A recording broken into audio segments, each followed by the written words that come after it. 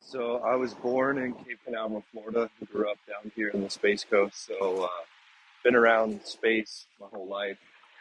Uh, when I was a teenager, I moved out to beachside and started working for ocean rescue. So I did that for 9 years, working on the beach, lifeguarding, EMT, emergency response. And then that led me to college. And when I went to college, I was studying biomed, thinking I was going to continue in that medical side of things. And I kind of got drawn to Embry-Riddle Aeronautical University up here in Daytona Beach, where I pursued a degree in space operations. And that was the turning point for everything. I started studying space debris and the issues with the industry today, and that led me to start a space company in 2016 called Weintross.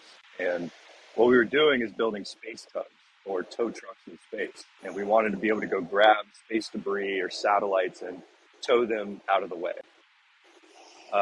And that journey made us realize that we're not there yet as an industry. And what we really need is satellites that are designed to be towed and that are also designed to be repaired or refueled in space, and kind of change it away from let's build it and launch it and throw it away to let's build it, launch it, and reuse it.